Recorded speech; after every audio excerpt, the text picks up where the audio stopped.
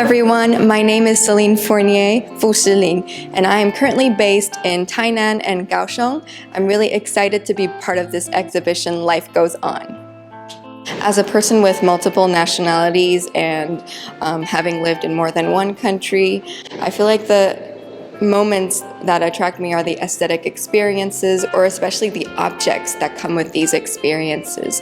My friends remember me as a person who recalls unusual memories, and so I take these memories and moments and aesthetic experiences and retell them, recreate them into stories and narratives visually.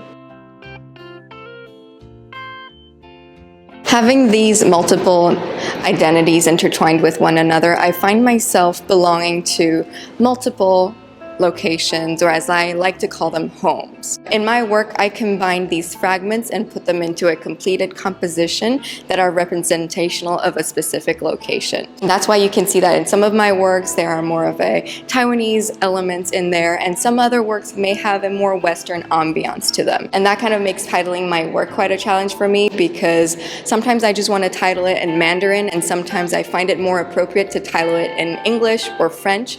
And sometimes I just want to put all of the language together, just like in my paintings, Afternoon chez Ama.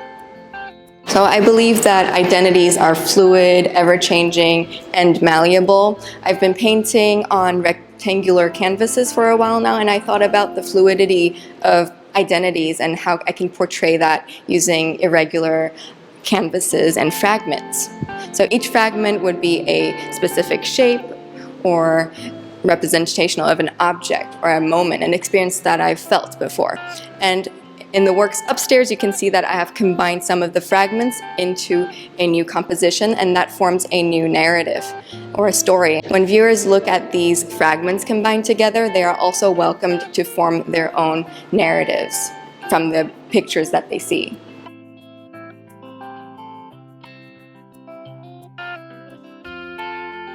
I get inspired by the things around me because they make up who I am today. When I experience a moment and I go like, I could actually paint that, I first would take a few pictures, but when I'm actually recreating that moment or experience, I don't look at the picture, but I actually recreate it through the felt emotions that I have at that particular time.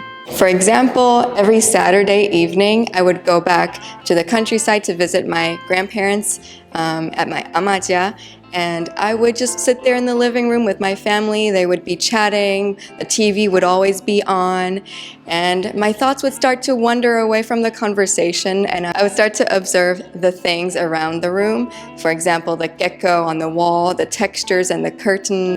And here's another rendition of the same curtains, of me sitting on the same sofa and looking out the window and waiting for supper.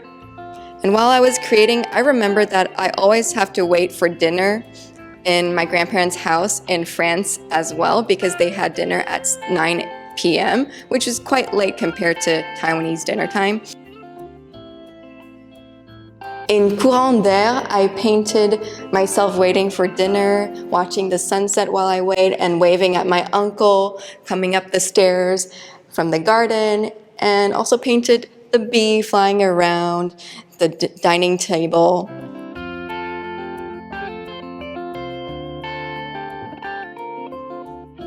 In this painting called They Found Their Own Roles, I was thinking about my identity as an art teacher and the quiet time I spend alone in the classroom before and after it is populated with students. In my opinion, each of the objects in the classroom has a role. So the walls, the massive doors with tiny windows, the views I get of the trees and the playground, and especially the tiny stools. They exist, they have purposes and personalities of their own.